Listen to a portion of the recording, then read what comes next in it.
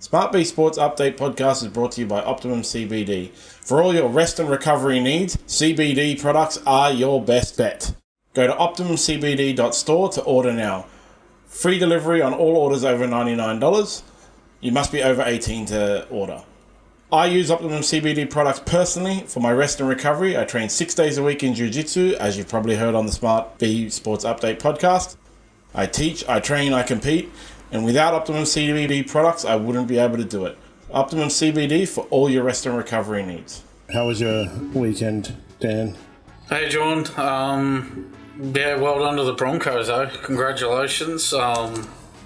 First premiership in 19 years. Well done to the team. Well done to coach Michael Maguire. I've got a good mate who's a Broncos supporter. I'll shout out to him. He's an avid viewer of our podcast, so Ryan, well done. Congratulations, and well done to the Broncos. Thoroughly deserved their win. I thought they were by far the better team in the second half. They just got quick play the ball after quick play the ball after quick play the ball in the second half, and the Storm just couldn't shut them down. They could not stop it. Even the Storm, with their WrestleMania tactics in the ruck, could not stop the Broncos juggernaut in the second half. Do you think Reece Walsh should have got 10 in the bin for that early high shot? Yeah, I'd say so. But what I'd also say is when Trent Loiero got sin-binned late in the game, Billy Slater just couldn't hide his Storm bias in the Channel 9 commentary and said... And he actually made reference to the Reece Walsh hit as if to say, Reece Walsh got let off, Loiero should have got let off as well. Now, that's a complete false equivalency. The Loiero hit was far worse than the Reece Walsh hit. Far worse. So I hate that. It's a false equivalency. It was a clear false equivalency from Billy Slater. And he just couldn't help himself. His Storm bias came out in his commentary.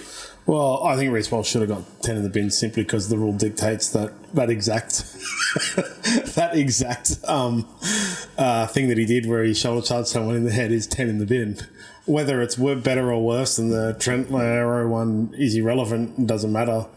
I think I think all right. If you're going to have sin bin Reece Walsh, then Loiero should have been sent off. Then. The Loiero one was worse. If the rule is shoulder charge to the head is an automatic sin bin, right? Isn't that the rule? But then you go all the way back to State of Origin last year. A one that bad is actually like a send off. So if you want to compare the two, then it should be sin bin send off, not no sin bin. Mm-hmm. Yeah, I reckon anyway, because Reece Walsh's one was fully... But even then, I thought the referee had an actual really good game. He was neither seen nor heard. Didn't interrupt, didn't make it all about him. I was so happy it wasn't the Ashley Klein show. I was kind of a little bit offended when they... happens every year, obviously, but they received their medals at the end after the match, and of course the crowd has to boo. I don't know why the NRL puts them through that even. Why call the referees up on stage? The crowd are just going to boo them. Why do you need to call the referees up on stage? They deserve their congratulations or whatever, but it's just why do it to them? Why just put them in the spotlight to get booed? They're going to get booed no matter what. Everybody hates the referees. It was a cracker of a game though. Of course, every year we get, this is the best grand final ever. That was the best grand final ever. Reece Walsh had the best individual performance ever in a grand final. Don't worry, next year we'll have the best grand final, and whoever wins the Clive Churchill next year will have the best individual performance in a grand final ever. Until next year. I noticed Reece Walsh commented on our Instagram post too. Did he? Did you see that? No. Yeah, on an Instagram post with our tips for the grand final, Reece Walsh commented on it. So Oh. Anyway, I'll leave that with you to investigate that after we finish recording So here. awesome.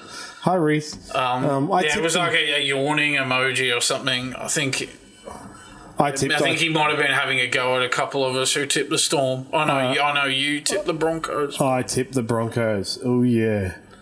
But yeah, anyway, well done to Reece Walsh. Sensational game. Deserved his Clive Churchill medal. That was a real turning point in the second half when Kami Kamika didn't ground the ball for that try. If he grounds that ball, they go up 26-12, the Storm. And I think if they go up 26-12, as many times as the Broncos have come back in this final series, I think even for them, that would have been a bridge too far. I think if Kami Kamika scores that try, I think the Storm go on and win. But he didn't score that try, and they came back from 22-12 down at halftime to win the game, the Broncos. So well done to them again. Back from the dead again. They were down 14-0 at halftime against the Panthers in the prelim, and they were down, I think it was 28-12 against the Raiders in the qualifying final as well, and came back and won. So a really good record with coming back and winning, and well done to the Broncos on winning a close grand final. Of course, they just missed out in 2015 and 2023, so they probably did deserve to win a close one after a couple of near misses in those two seasons. No matter what, the Michael Maguire haters, they're still continuing with the we've got some interesting items coming on our rundown. No matter what they want to say with this nonsense, you have to give a lot of credit to Michael Maguire. Like, there's the, people have that, we've discussed it before, the criticism of Ricky Stuart winning that premiership with the Roosters, with a team that Graham Murray built and full of superstars.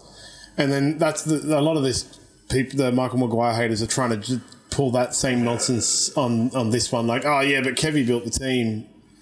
Michael Maguire came in, but where did they come last year? 12th. Yeah. Like, it's a very different thing, right? No. Where did it... seriously, I have seen people try to compare it to Ricky Stuart. And it's like, where did the Roosters come the year before Ricky Stuart won the premiership? Second in the grand final. They lost in... Was it Ricky Stuart won in 2002 was his first season at the club. Yeah. And who was they went really well 2001, right? Yeah, I'll need to look up how they didn't win it in 2001, but I'll look up how they went. It was I might be wrong. Let's check this out here. Have a look at this. No, actually, they came 16th. Yeah, they came 16th. In 2001? No, wait, I'm looking at the wrong thing. They came 6th. Yeah, 6th. So I was already... And they, how'd they go in the finals here? They lost to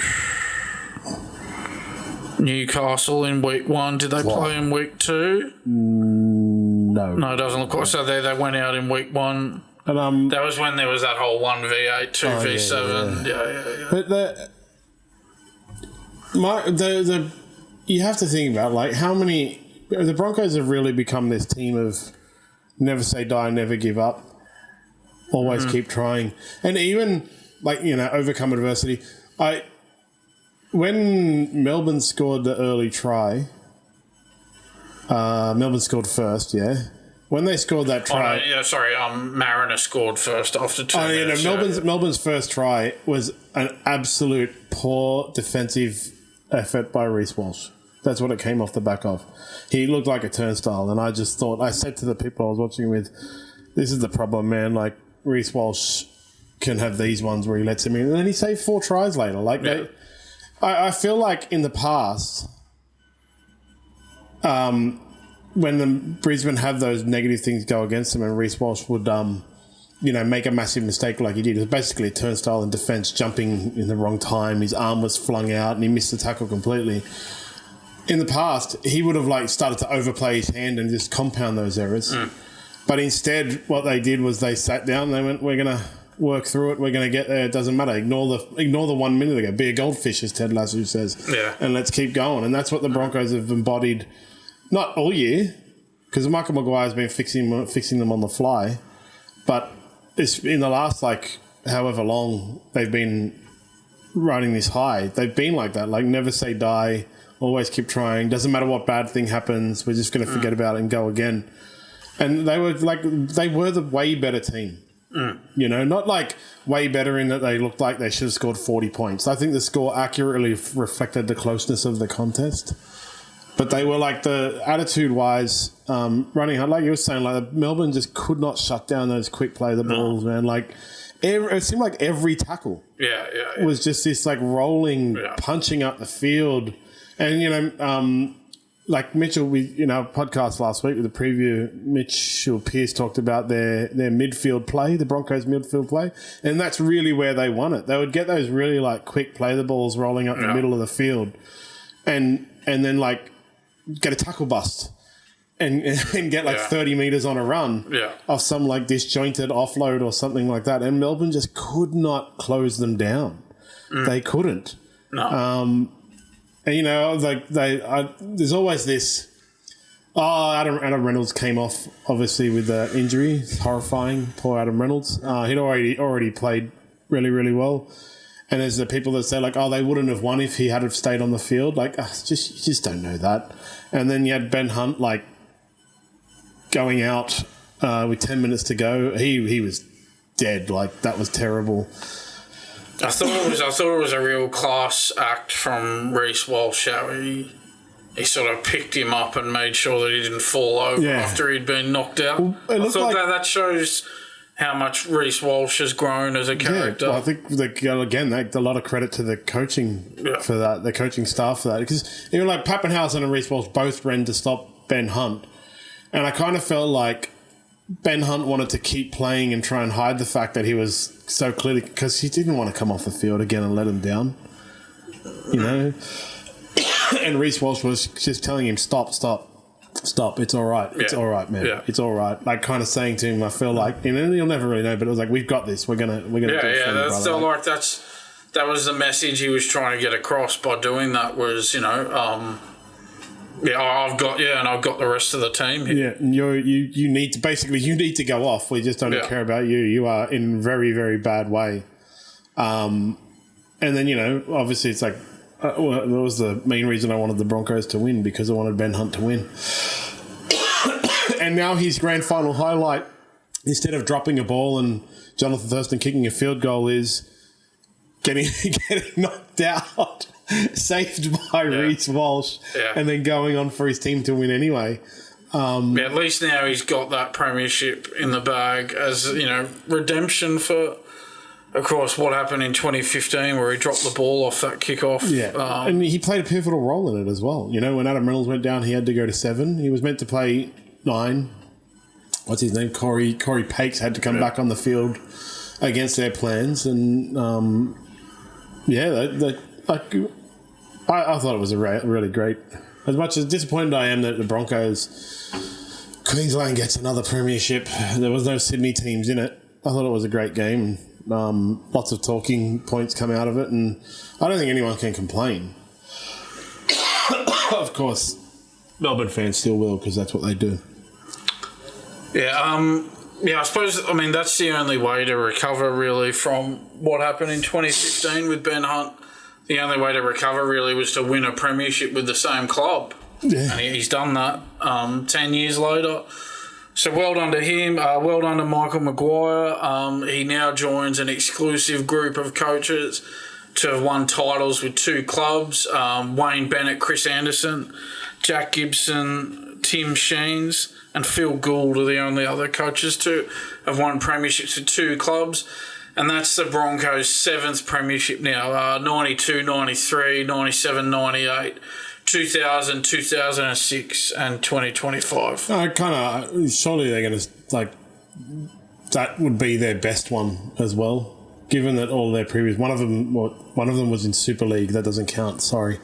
Count it or don't count it. But doesn't count. I guess, and that's the thing you got to remember, is that they're the ones who've broken this Panthers streak of 4 premierships as well. So they've had to they brought an end to that Panthers dominance. Of course, the Panthers could come back and win it next year and the year after, of course. But anyway, the streak has ended. We know that much. Yeah, and like the different coach. Although they are a team full of superstars, every team is a team full of superstars these days.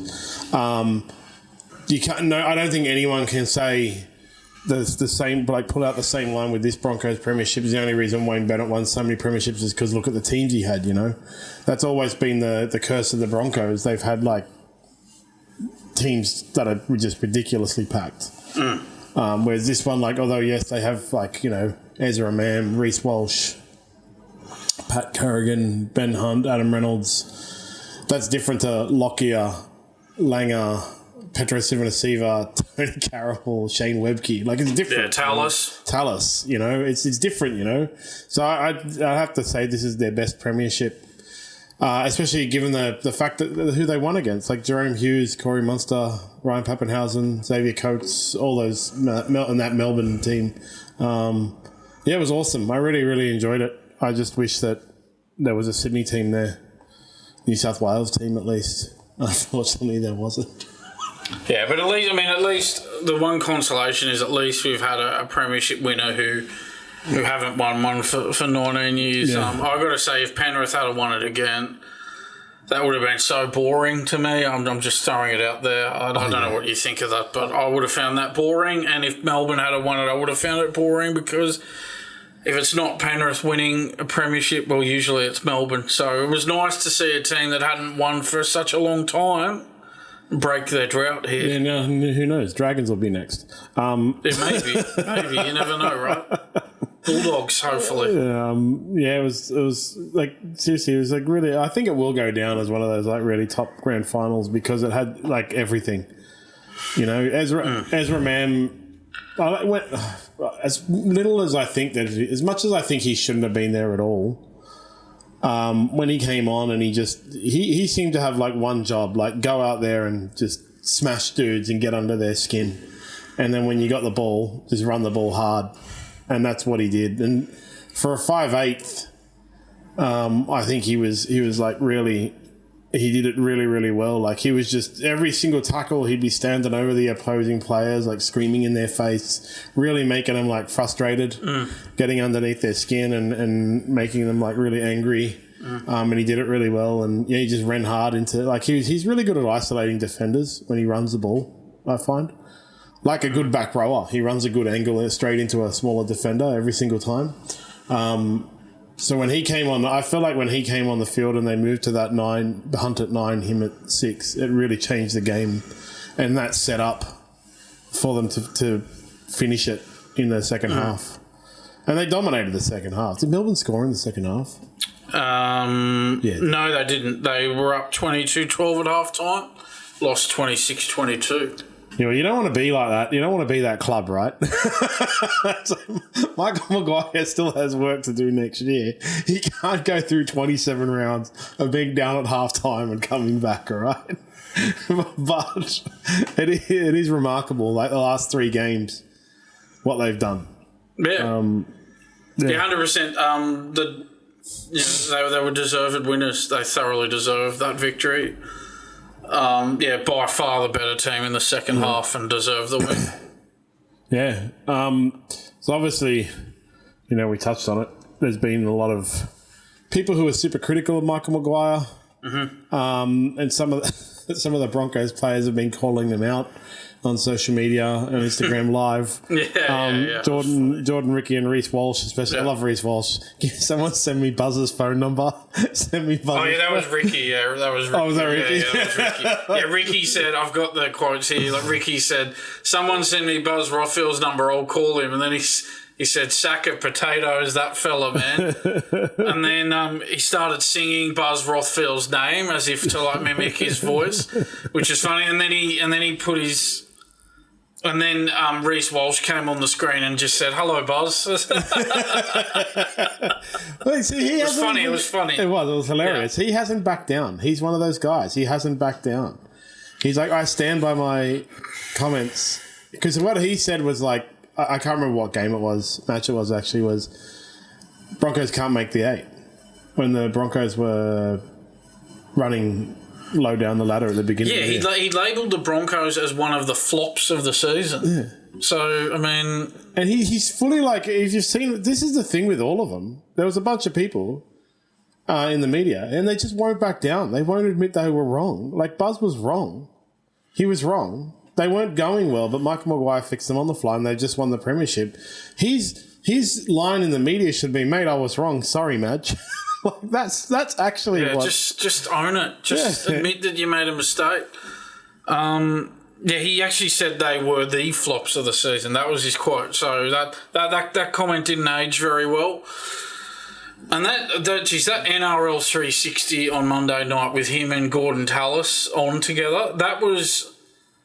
It was you talk about like body language telling the story. It was like these were two guys who had well and truly been caught out, and you could see it in their body language that they had been caught out because they had been called out. Gorden Tallis has long been in a war of words with Michael Maguire. Remember when Michael Maguire got to the Broncos and Gorden Tallis Michael Maguire asked him if he wanted to go for a coffee to smooth things over, and Gorden Tallis said, no, I don't drink coffee. He wouldn't even go and have a coffee with him. That was after they got in that, I guess, disagreement over that glass houses comment during Origin last year as well. And Gorden Tallis insists that, oh no, Kevin Walters should have been left there, even though they finished 12th under Kevin Walters last year, and Michael Maguire's taken them to a premiership in his first season. One of the things I saw Gorden Tallis said was, what was it? Kevin Walters would have won the premiership as well. Ugh. That's Kevy's team. He would have won the premiership too. How does he know that? How can you say that? That's such a load of nonsense. That's the rubbish. Kind of thing it's where complete people rubbish. And that's the same with Buzz, right? You know, I stand by my things at the time they were the flop of the season or whatever. Like that's them refusing to admit they were wrong. You're wrong. Okay? I mean, I will readily admit I was wrong about Ricky Stuart and the Canberra Raiders this year. I thought they were going to be wooden spooners. Many people did. I was wrong. They came first. I couldn't... Yeah, I mean, yeah, they did win the minor premiership, but they went out in straight sets. Yeah, I mean, I couldn't have been more wrong, actually. You know, because the end of season ladder is the end of season ladder for the ladder, right? And I tipped them as 16th for the ladder. They ended the 17th. Sorry, they ended the year first. So I couldn't have been more wrong. I was also wrong about it being a Bulldogs Melbourne Grand Final and Melbourne winning. You know, you can admit you're wrong. It's okay because you are just making predictions. But if you can't admit you are wrong, it's because you either have an inherent bias or you are so over the top filled with hate that you just don't want to give credit where credit is due. And if they've never given Michael Maguire the credit that he deserves. Tallis or Rothfield never. They've run an agenda against Michael Maguire for a long time now, both of them. They'll never give him any credit. No, and it's so... there's if you've ever watched Guardians, Legends of the Owls of Gahul or whatever it's called, the Zack Snyder movie, there's this line that I pull out all the time, right, from it, where one of the characters asks another character, like, what is good about your enemy? And he says nothing. And then the character tells him, like, you know, you can admit that they do some things good because you shouldn't shouldn't confuse praise with license. Just because you can praise something that you don't like doesn't mean you like them. And I think that's what guys like Buzz Rothfield and Gorden Tallis need to get in their head. They can admit that Michael Maguire did a good job. That doesn't mean they're now best friends with them. Yeah. That doesn't mean they now agree with everything that Michael Maguire says and does. But you have to admit that Michael Maguire won the premiership with the Broncos after you said he basically definitely wouldn't, after you said that he's, you know, the wrong coach for the job, after you said the Broncos are the flop of the season. He took them to a premiership and won. And he beat Melbourne, and Melbourne were heavily favoured. You know, not only did he beat Melbourne, he beat Canberra. When Canberra were heavy favourites, he beat the Panthers. Yeah. And the Panthers were heavy favourites. It's not good enough to just say, oh, Kevin Walters could have done the same thing just because he's a nice guy and you like him. That's just not good enough. Kevin Walters, as I said, they finished 12th under him last season. And just the whole feel of that NRL 360, even though as soon as Brayton Astor brought up Michael Maguire for the first time, Phil Rothfield said, "Oh, Madge Maguire, we're on to him, are we?" As if to say that, what, is no one allowed to, what, are we not allowed to talk about Michael Maguire? Is that some taboo subject? That was how he reacted to it.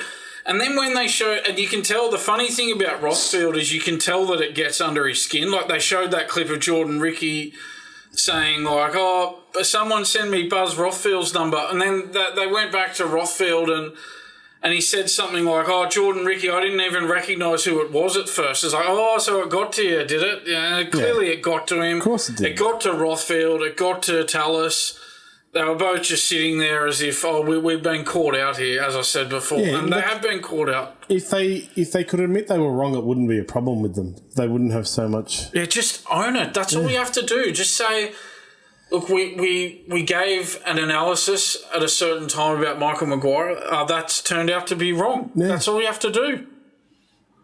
Exactly. It's pretty simple. Exactly. It's a lot better than... But they're so stuck in their bias. They can't. They're just so stuck in their biases that they just can't. And Rothfield said something like, it was really nice to hear Reece Walsh give credit to Kevin Walters in his speech. I'm thinking, what are you talking about? Kevin Walters isn't the coach anymore. Maybe focus on the coach who's there at the moment before you focus on a former coach, maybe. Did he give credit to Kevin Walters in his speech? I think he was talking to Triple M. It wasn't the speech after getting the Clive Churchill. It was an interview with Triple M. He gave credit to Kevin Walters. Well, maybe you should focus on the coach who actually won the premiership before you focus on a coach who had previously been sacked by the club. And didn't perform very well at the club, let's face it. I mean, to be fair, they did very nearly win the premiership with them in 2023, but they didn't win it. And they missed That's it. They didn't win it, and then they finished 12th last year. And they missed the 8, what was it they missed? I think they missed the 8. Was it? 3 out of I think it was 22 and 21 they missed the 8, I'm pretty sure. I need to check that. Like 3 out of his. Yeah, I need to. They missed the 8. I need to check that out.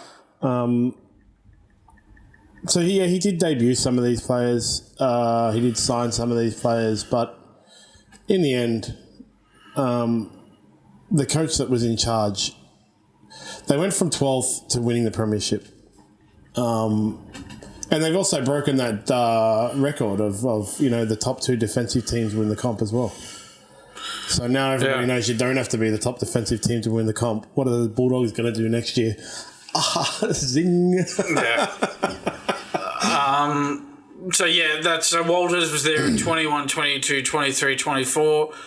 In 21, 22, 24, they missed the 8. Yeah, 3 out of 4. That grand final appearance in 2023 where Nathan Cleary snatched the trophy out of their hands in the last 20 minutes. And that was the one where Ezra Mam seemingly snatched the trophy out of the Panthers. With 3 tries. With over a 20-minute period, Nathan Cleary went, whatever you can do, I can actually do way better, just so you know. Just let me tell you.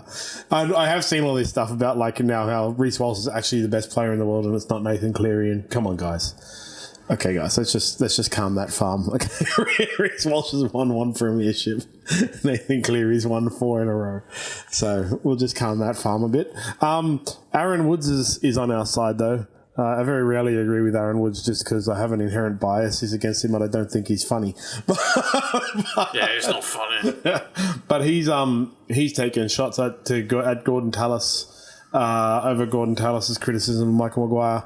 And everyone's got to remember, Gorden Tallis, from the moment Michael Maguire, it's quite funny because it must have started much more previously, but basically last year in State of Origin, Billy Slater said some stuff about the New South Wales teams, and Michael Maguire said, well, Billy, those in glass houses shouldn't throw stones. And Gorden Tallis took exception to that, and so was heavily critical of Michael Maguire. And then it was really hilarious to everyone in the world when Michael Maguire was signed as the Broncos coach, and Gorden Tallis was heavily critical of that, about how they don't need New South Welshmen in Queensland teams, and Michael Maguire's had a really bad record because of all the times he missed the 8, and this is one of the things with Gorden Tallis. He still stands by that. He did miss the 8 all those times, but he was at the Tigers, bro. Come on, everyone misses the 8 at the Tigers. I think everybody who wants to do use stats to prove their point, need to really understand if the Tigers are in those stats, the stat is weighted incorrectly. No matter as a player. You think about it, if Jerome Luai stays at the Tigers for another 5 years, right? Misses the finals every year. Jerome Luai's stats are going to be miss the finals 5 out of 9 years. Yeah.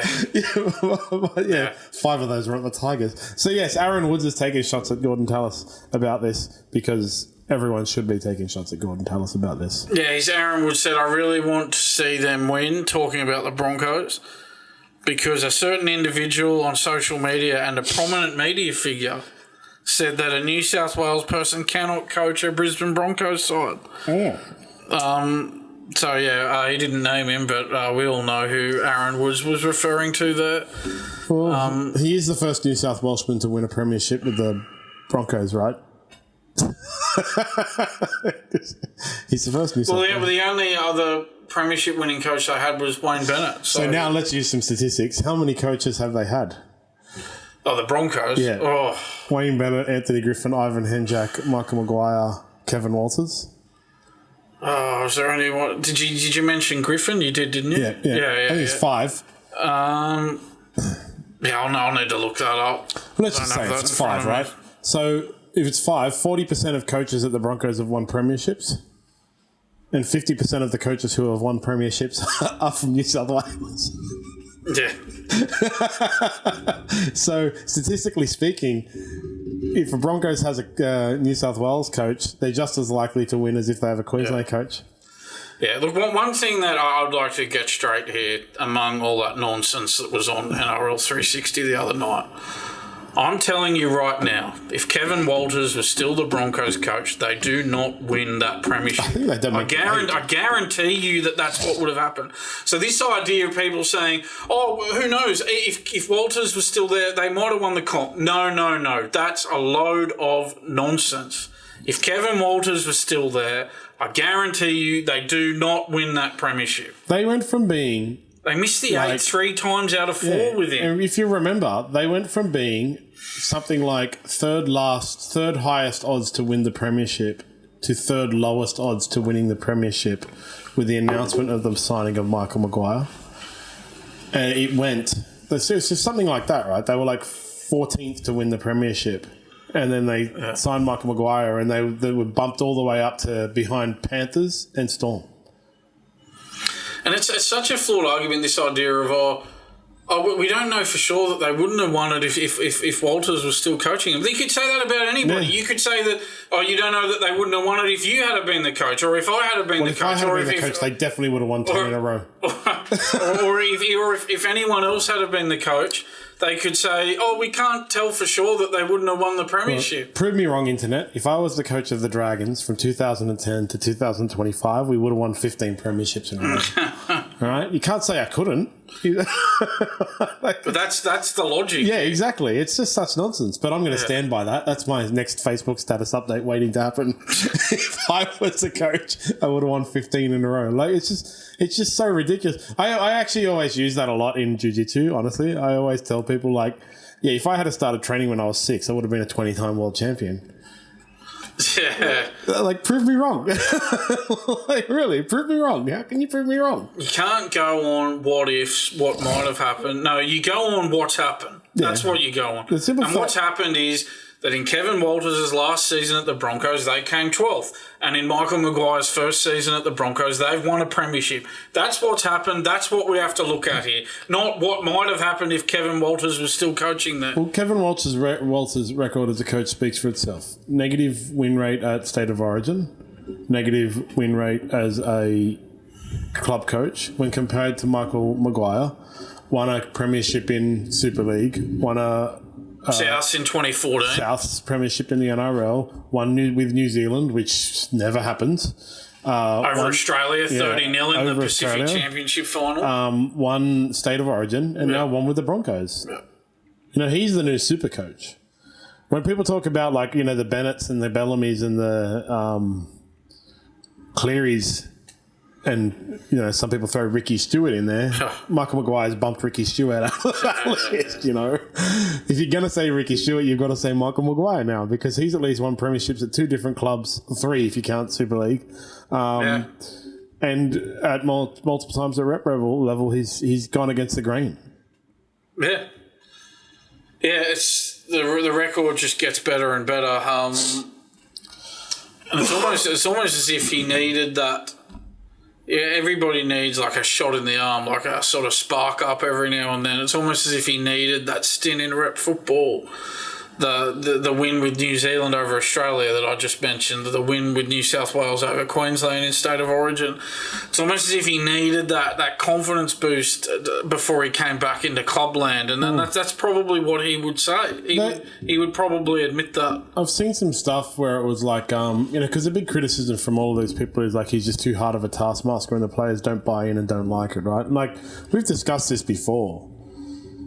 If players don't like it, the players need to go. For me, when there's a team with a coach doing something, if the players don't like it, the players need to go. But what I saw some news reports on, is like some of the players actually did approach Michael Maguire, and he was open to listening and adjusted the training regimen to accommodate for them. And they were really happy, and they all bought in. Like, that was apparently that turning point, like whatever it was, round 16 or whatever it was, when they just turned that corner, and it was he sat down with the players. And I think, like maybe that's, from all reports, I don't know Michael Maguire from a bar of soap, right? But from all reports, early in his career, he was the kind of guy who would have said, well, those players can be dropped then, if they think that, you know? But instead he listened to them, worked with them, got their buy-in, and, you know, what are these guys who keep criticising going to say next year if he goes on and wins another premiership? What are they going to say then? Yeah. Well, Kevin Walters would have won 2 in a row as well. Yeah, I think they've already been proven wrong. Yeah, they definitely have. And I just think, like, if they can't admit they're wrong now, they will never admit they're wrong. So if Michael Maguire went on an 11 premiership winning streak, all they would say is, but Kevin Walters would have won it as well. Like, they'll keep saying it, no matter what, for the rest of their lives. If you can't admit you're wrong, then you just... There's something wrong with you, honestly. Just admit you're wrong. It's fine. It's okay. You can tell that Rothfield and Tallis both wouldn't have wanted the Broncos to win. And isn't that unfortunate that Tallis, as you know, a Broncos great, he would have been sitting there hoping that they get beaten because of everything that he said. He's not a Bronco anymore. He's a Titan. Remember he said that? Yeah. Like, you know, so that was another one of his, like, hypocrisies. Like, I'm not a Bronco anymore. I'm tired. It's got nothing to do with me. Well, then stop talking about it like you are. Yeah. Like, you know. Yeah, it's not his premiership then, because he said he was a Titan. Yeah, exactly. Yeah. Of course he'll claim it. Oh, yeah, of course, yeah. Claim it on behalf of his good mate, Kevin Walters. It was also nice, by the way, for Adam Reynolds to call Billy Walters up onto the stage to help lift the trophy, because he had to miss out through Yeah, nice touch. They seem like a bunch of lovely young men, except for Reece Walsh, who drinks toilet water. Comments on our Instagram.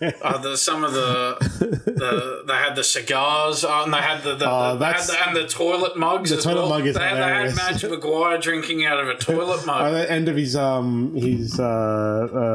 Clive Churchill medal speech, plumber out. Some of it's funny, but some of it's over the top. And also, you shouldn't smoke inside. That's like finable offence. They should fine them all. Yeah, I think they are going to be fined. They're copping a fine for it. It was Back in the good old days, it was fine. You would have seen them having the durries at half time, but not anymore. It was, and they actually, like, somebody, I remember earlier this year, one of the players, or this year or last year, one of the players got pinged for vaping inside, right? Oh, right. They got a fine for that, so the Broncos all have to get fined too. Of course, for every winner in a grand final, there is a loser, and that was Craig Bellamy's second loss in 2 years. Mm-hmm. Yeah. Compounds, actually, it's quite an interesting record. Yeah. He's discussing it yesterday, day before. He's been in 11 grand finals, and he's only got 3 premierships to show for it. Yeah. Because obviously 2007 and 2009, when they won, those were stripped for salary cap breaches. Not according to them. And and there were only 3 other wins: 2012, 2017, and 2020. So, that's a lot of, again, 11 grand finals and only 3 premierships from the 11 grand finals. So that's a bit of an issue for Craig Bellamy, I would have thought. I think, I was talking about it, I think it was yesterday or the day before. It's quite remarkable to think. So, out of the 11 that he's been in, as I said, and he's won 3, 2 of them, he's won 5, but 3. 2 of them were stripped, and then some of them were also, he was only there because they lost when they were cheating the salary cap. That's the other point to make. So if we're talking about the 11 grand finals, right? So 06, 07, 08, 09, 12, 16, 17, 18, 20, 24, 25, right?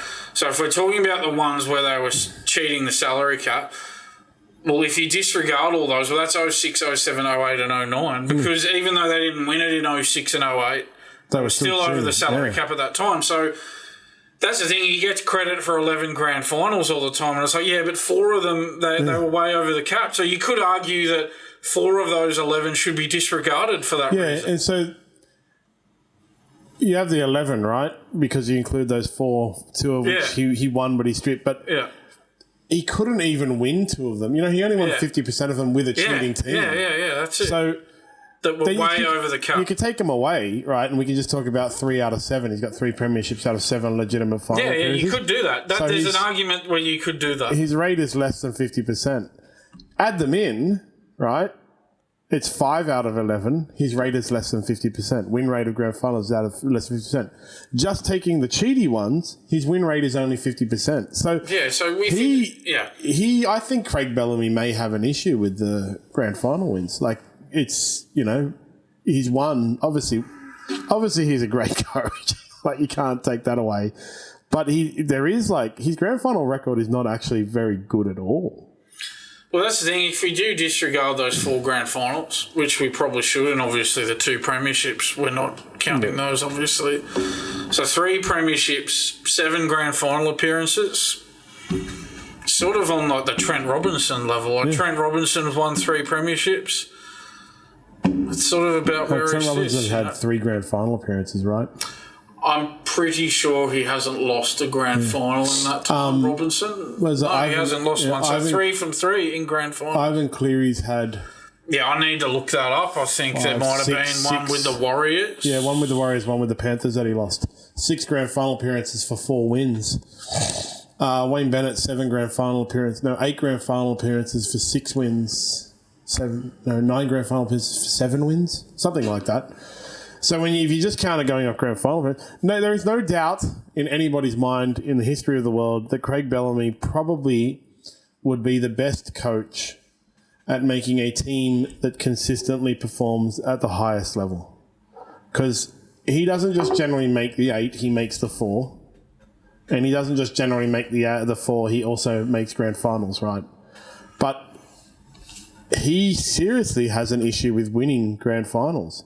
And it's not just grand finals. Obviously, he coached Origin and lost Origin multiple times. So big games, actually. It's really weird to be discussing it and thinking about it like that, but this is the conversation I was having the other day. Does Craig Bellamy actually have an issue with big games? Yeah, well, 11 grand final appearances and 3 premierships, so that's not a great conversion rate. No, like I said, you strip out all of the other stuff, it always ends up being 50% or less. And you don't really want that as a coach. All the other coaches who have multiple grand final appearances, who else has multiple grand final appearances with a negative less than 50% win rate, right? It's not Wayne Bennett. Wayne Bennett has multiple grand final in the current coaches. Wayne Bennett, not Trent Robinson, not Ivan Cleary, Ricky Stuart. So what was your question? Current coaches that have multiple grand final appearances that don't have a less than 50% win rate. Oh. So yeah, Wayne Bennett has multiple grand final appearances. He's won more than he's lost. Yeah. Trent Robinson's won more than he's lost. Nathan Cleary's one more. Ivan Cleary's one more. Riki lost in 03, 04 and 2019, one in 02. Yeah, so your coaches that have multiple grand final appearances. I don't think anyone else has a grand final appearance, right?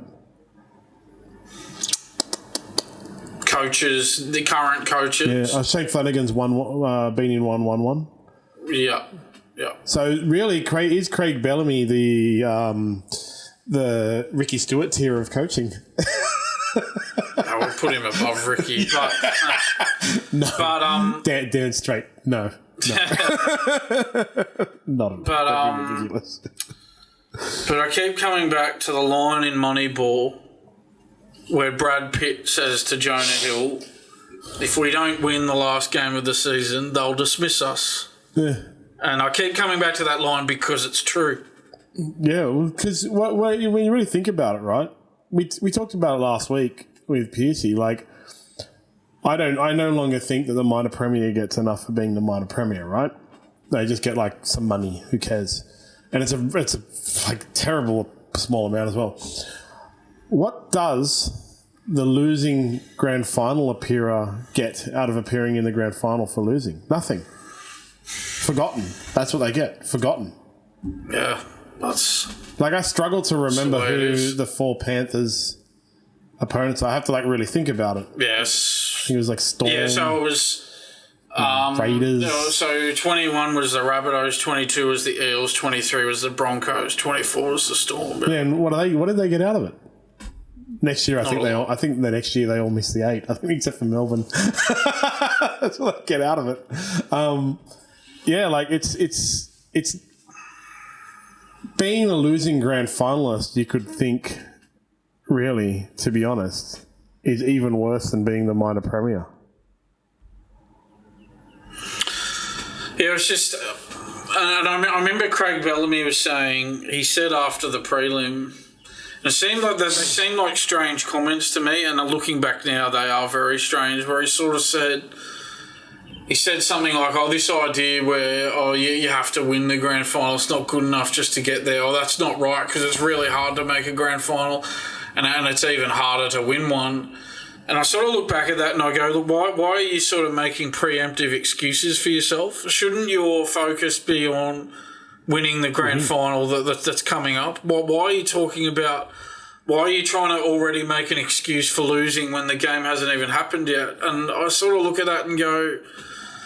Like, why are you saying that? And then I sort of think, you can talk about how hard it is to make a grand final, all right, and how hard it is to win one. But that doesn't change anything. It's still the fact of the matter is, if you don't win the grand final and win the premiership, no one cares. Yeah, exactly. That's how it is. It's less impressive to make the grand final and lose than it is even to be the minor premier, and it's not actually that impressive to be the minor premier. Like, really, when it comes right down to it, the only thing that's impressive is winning the premiership. Yeah. All the rest is fluff. It doesn't matter. It's irrelevant. Yeah, there's 17 teams. Only one of them wins the premiership. Yeah, that's exactly right. Like, so 16 teams basically end up exactly the same. Yeah. So I think...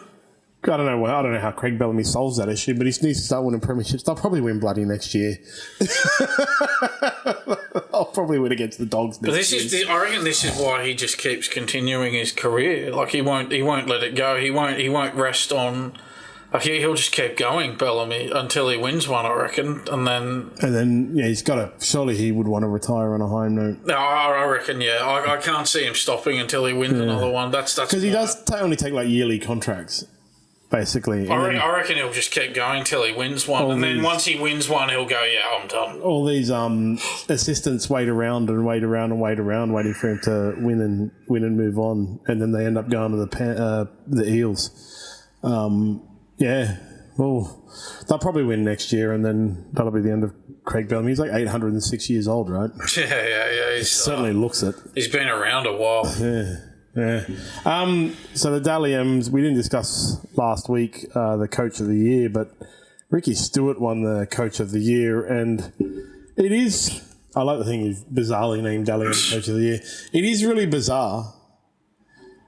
We've made fun of the Dally M Coach of the Year for the past 3 years, and who gets awarded it, because it is generally the most improved, right? Yeah. And, I've said before, my belief is the person who gets coach who gets the minor premiership is really, in reality, the best coach of the year. So in my tick box of who gets the coach of the year, it should be Ricky Stuart. However, given the history of the Dally M's, Ricky Stuart shouldn't have got the coach of the year. He just won the minor premiership and then got bounced in the first 2 weeks of the finals. Yeah, and I mean, the fact that Ivan Cleary, between 2021 and 2024, when Penrith won 4 straight premierships, Ivan Cleary wasn't once named Coach of the Year in that run. So that just tells you what a meaningless, stupid award it is. And if we're looking at it, well, why wasn't Michael Maguire named the Coach of the Year? He took his team from 12th to winning a premiership in his first season. Well, it's done before the grand final, right? But all right, yeah. So it's done before the grand final, right? But even then, but even then, all right, 12th to a grand final. But I mean, it's done. It's done when the grand final is determined, right? So surely, yeah, it's done. It's done like a few days before the grand final. Surely, Michael Maguire, given the past and the historical awarding of the Dally M, surely Michael Maguire, who went from outside the 8th to the grand final, is the Coach of the Year. Yeah. Surely. And what about some of the things he was saying, Ricky Stuart, when he was speaking? Like, he's talking to Braithen Astor, and he said, "Oh, I love you as a bloke." And it's like, we know what he's doing here. He knows that Braithen Astor's a prominent media personality. Their only association, I checked, their only association in the NRL was Stuart coached Astor for 1 season back in 2006 at the Roosters. Like, they don't have a long association with each other. And he's saying, like, "I love you," as if he's, like, close mates with him. Like, we know what game he's playing here. He butters up these media personalities because he knows that once the heat gets put on him, they'll look after him. And that's how you survive 23 years without winning a premiership and still have a job. That's why he's so well universally loved by everyone. They totally ignore. Yeah, he butters up all the media personalities so that when the heat's on him, it's hands off. I just think that whoever wins the minor premiership should get the Coach of the Year. That's the reality of it. Is from a numerical standpoint, like a statistical standpoint. Obviously, the coach that won the most games is surely the best coach, right? Yeah. But it's never been that. It's so rare for the minor premier to ever win it. Why did Ricky Stuart even win it? Where did the Raiders finish last year? It was like 7th or whatever. They went out in straight sets. They went out first week or something like that. I need to. Yeah, it was something like that. I know they made the 8 last year, but they were on a losing streak when they. So let's have a look here. Raiders. Oh, they were 9th last year. Oh, 9th? Was it? Yeah. Oh, it must have been the year before. Yeah, the year before, I think they got knocked out by Newcastle in that elimination final. Yeah. I think last year they were in the 8 up until, and then they got dropped out, right? Yeah. So they were 9th in 2024. Yeah, 2023 they were 8th, and lost in extra time to Newcastle in that elimination final in 2023. Yeah. Yeah, so that's actually what the indicator is for Coach of the Year. It's going from 9th to 1st and then losing finals in straight sets. That's what the best coach does. Yeah, and I think what he did really smartly, Ricky, he got in everyone's head that the Raiders were going to have a terrible year this year, and people came out and said that at the start of the year, and then any improvement on that was going to be viewed as, oh, what a season. And then, they end up winning the minor premiership. Thing, right? I hate it so much. People justify being a good coach because it's like everyone tips his teams to get the spoon and he doesn't. And? They haven't won a premiership in 12 seasons now since he started there in 2014. Since he started at the Raiders in 2014. He hasn't won a premiership for 23 years. And now that he's won Coach of the Year, they'll be saying, oh, let's extend him even further. 2029's not long enough. Let's extend it out another 5 years. Let's give him until 2034. Yeah. Yeah. So I really wonder when the Raiders' patience is going to run out, actually. I'm really curious. Like, the problem is he's got too many people in the media who look after him. And the other problem is that not enough people care about the Raiders. If it was a Sydney club, he would have been long gone. It's because the Raiders, nobody really cares. They don't have many supporters. It's a small market. Why do the Raiders fans not care? Yeah. You know, how much patience do they have? That's the thing, that if it was the Dragons or the Bulldogs... Well, then you'd have the forums. There'd be supporters would be going ballistic on the forums. Yeah. You'd have journalists looking at that and going, "Oh, well, this guy's this guy's under the gun. He's in trouble." But with the Raiders, it just doesn't happen because nobody cares about them. Yeah, that's very true. But how much patience can they actually have? Like, really, how much patience do the fans, the club, have? That's what the Raiders have got to ask themselves is, this coach has been there for 12 years and they don't have a premiership to show for it. So how long are they going to give him without winning one before they move him on? I'm really curious. I really wonder. Yeah. And then obviously we've got the Ashes coming up. Yeah. The squads have been named. Prime Minister's 13's been named as well. You said Prime Minister's 13? To be honest, I missed that. Who the hell actually watches that? The Kangaroo squad. You know who's in the Prime Minister's 13? No, who's Kyle Flanagan. Oh, God. I need to look this up now. Did that just get named? It was like last week, for a few days ago or something. It's on Sunday. Oh, right, okay. Yeah, he's in the squad. He's not in the team. My God. They're giving everyone a game now. Yeah. Well, that justifies exactly what Shane Flanagan, his dad, has been saying. He is the best Dragon or girl, whatever. It's bizarre, but the Australian squad for the Ashes is quite a powerful, strong squad. A lot of people are pulling out.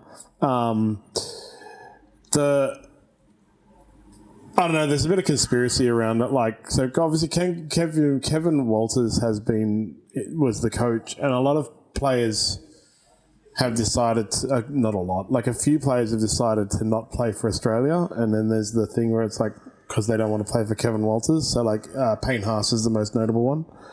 He's pulled out of Australia, he's playing for Samoa instead. And then since the teams have been named, a few other players have dropped out.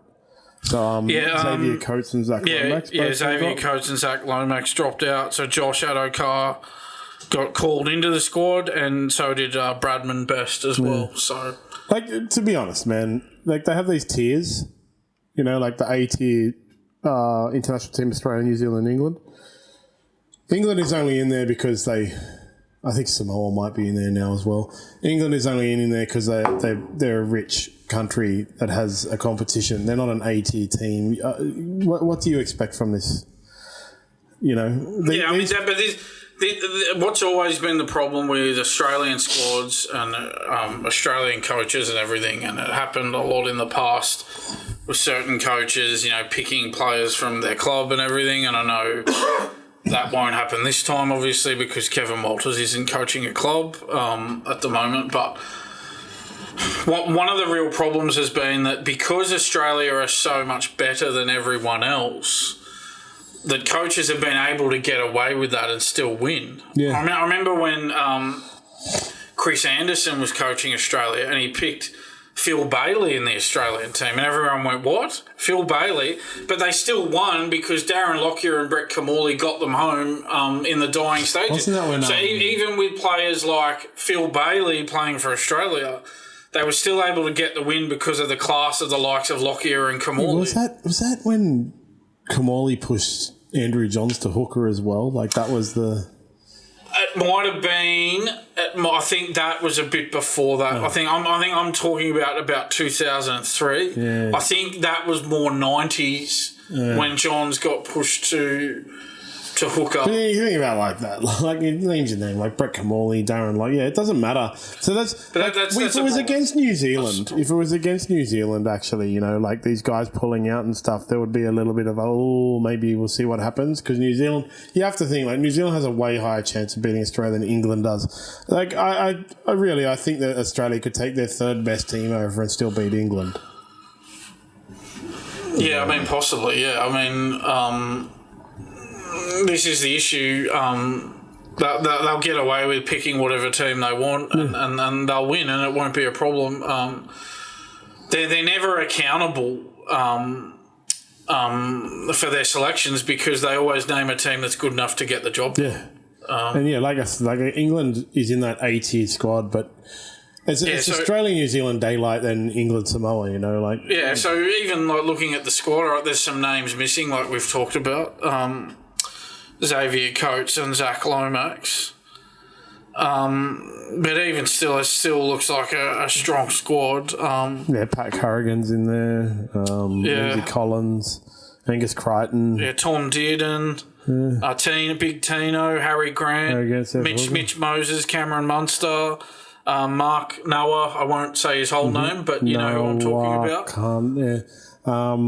Jacob Preston, Shibasaki. Well done, Jacob Preston. Tony Staggs, Reece Walsh. Yeah, Reece Walsh. Surely he'll be the fullback, surely. Yeah, it's between Dylan Edwards and Reece Walsh. It's got to be Reece Walsh. It's got to be Reece Walsh. It will be, for sure. Like, picking on form, it's got to be Reece I'd say Reece Walsh will be there, and they'll put Dylan Edwards on the wing or something like that. But you know who was left out? Dally M winner James Tedesco. Oh, no, I think he decided... No, he stayed for a wedding. Yeah, he decided. He had a wedding or something like that. But that's what I mean. Like, a bunch of players are pulling out for like what seems like not, real reasons. Maybe because they just don't want to go to England. And they see it. It's cool. We got the Ashes. Yeah, he will. But I just expect a whitewash.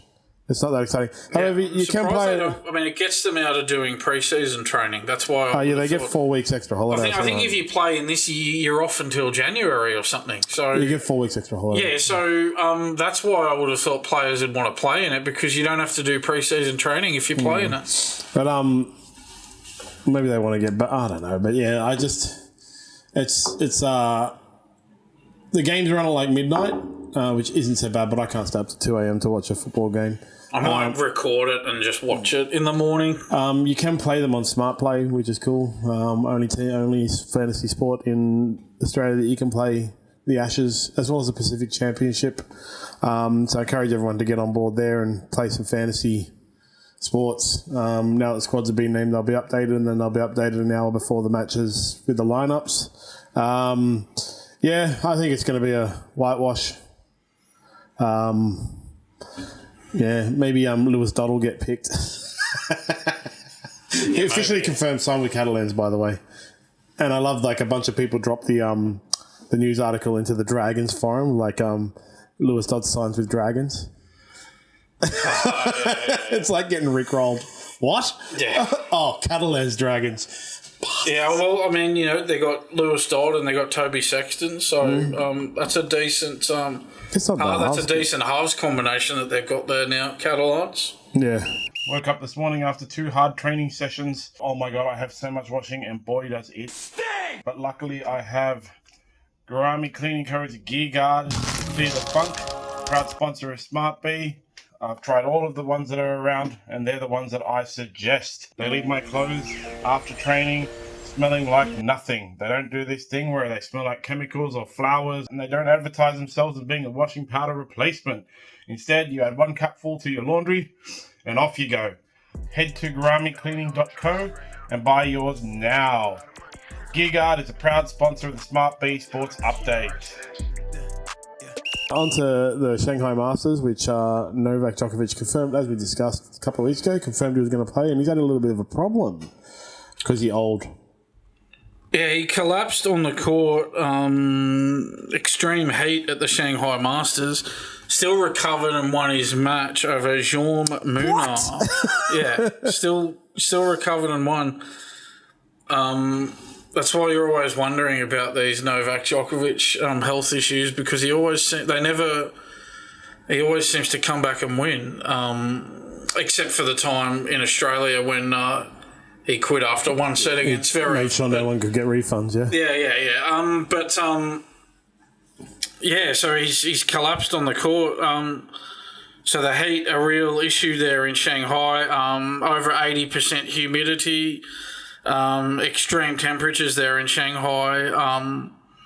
Very uncomfortable for the players, and it's a bit of an issue when you got players collapsing on the court like that. Yeah, well, he got a rest, and got to get back up and come back and win. Apparently, he'd already been treated for an Achilles issue as well. I'm just reading. Yeah, and he's through to the quarterfinals of that event. Well done to him. My God, I don't want to be mean, but to me it looks a little bit fake. He just had a point called out against him and he laid down. Like, it's not like he collapsed when the ball was in play. Just so happened to collapse when the ball's out of play and needs a rest. And, I don't want to be mean, like I said, but it looks a little bit fake to me. Yeah, the win made him the oldest man to reach the last 8 at an ATP Masters 1000 event. 2 months older than, guess who? Roger Federer. When the Roger Federer was when he reached the quarterfinals in Shanghai in 2019. So there you go. That's another Roger Federer record that's been taken away by Novak Djokovic. And finally, yes, South Bunbury Football Club has had to issue an apology for some distasteful costumes at their football party, at their end of year party, most notably the president wearing a Charlie Kirk costume. What's a Charlie Kirk costume? Yeah, so apparently... it's a woman, lady, yep. Yeah, apparently... Oh my God, I'm just looking at the costume now. That's screwed up. Do you mind if I... There's blood on the shirt, So wearing a Make America Great Again t-shirt and a hat and wearing a white shirt with blood coming down the neck. That's horrifying. Yeah. I mean, the theme of the event was famous dead persons. So, but look, I understand. Look, it's terrible what happened to Charlie Kirk. Obviously, he should not have been killed for having an opinion that somebody didn't like. But why does some Aussie rules club in Western Australia have to apologise? It's just the internet. You know what I mean? It's just I just look at that and I go, look, I'm sure Charlie Kirk's family have got bigger things to worry about than what some Aussie rules club in Western Australia are doing. You're not allowed to wear costumes anymore. That's the reality of the internet now. Like, I remember years ago, it was really weird to me, like, one of those Kardashians had a Handmaid's Tale themed dress up party and all the people came dressed in Handmaid's Tale costumes, and the internet had an outcry about it and was like, oh, can't do that. Handmaid's Tale is all about the oppression of women and all this kind of stuff. It's like, bro, man, it's a costume party. Wear whatever you want. Honestly, just wear whatever you want. Seriously, that's what a costume party is. There's nothing that's not offensive, you know. There's seriously nothing that's not offensive to somebody.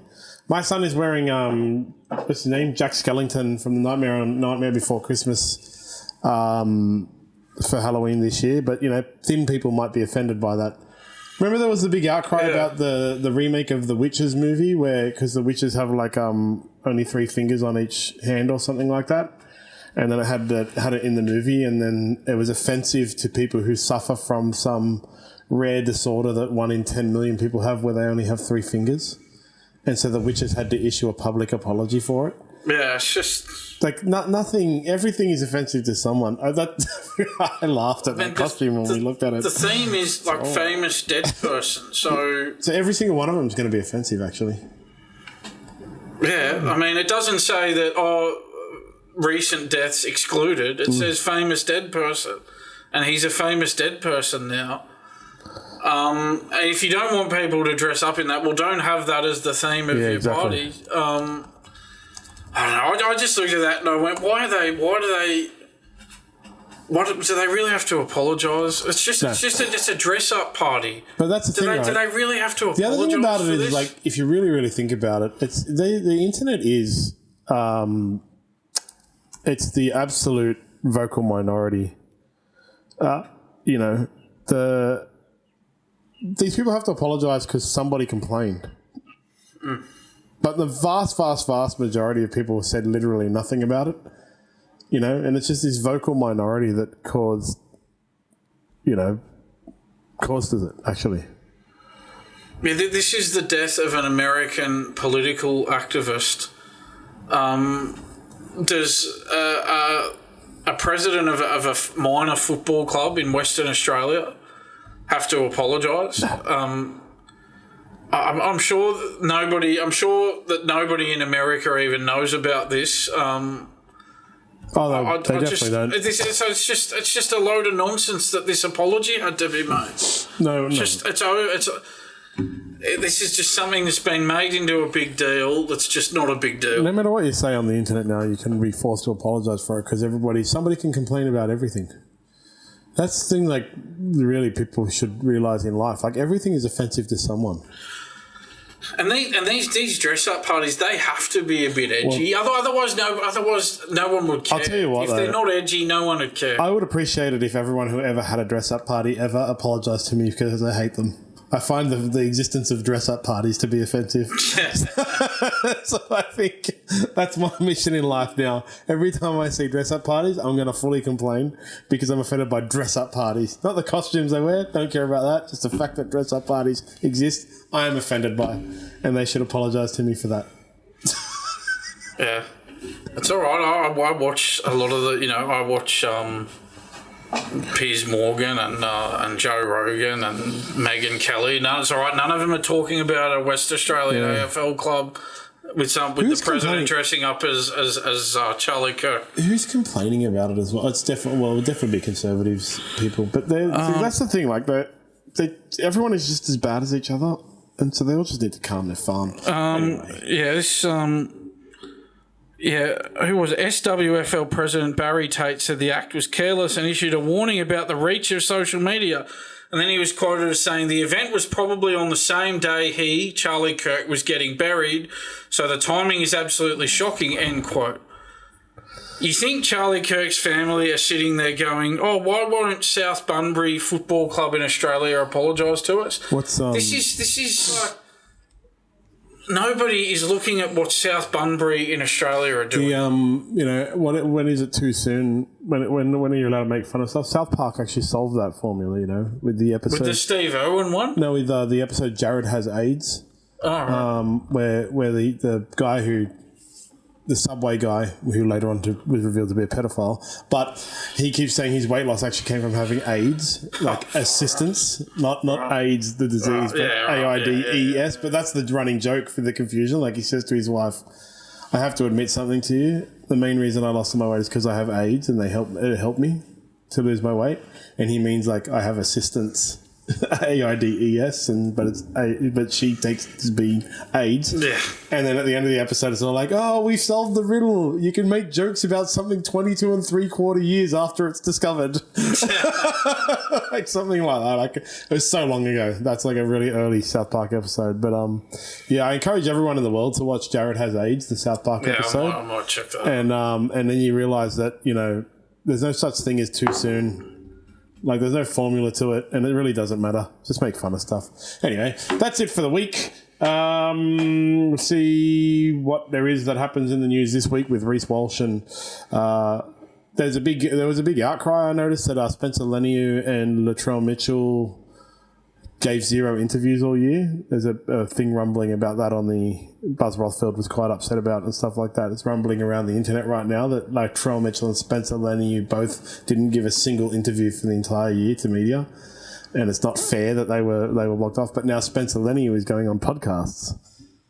So I'm sure there'll be... What I'm saying is I'm sure there'll be some news next week with a bunch of the players in the off-seasons going on podcasts. Can't wait for Reed Marnie and Toby Sexton to get on their podcast tour. Yeah, that'll be a good one. It's going to be great. For all of your CBD needs, make sure you go to optimumcbd.store. You must be over 18 to order. Orders over $99 get free delivery. And for Gear Guard, to make sure your washing has no funk, Go to garamicleaning.co/smartb and buy yourself some gear guard. I use it in every wash, and my children are so happy. They actually told me once, our towels smell like vomit. But it was from my sweaty clothes, and now they don't. So, yeah, thanks, Dan. Thanks, Producer Chairs, and see you next week. Thanks, Sean. See ya.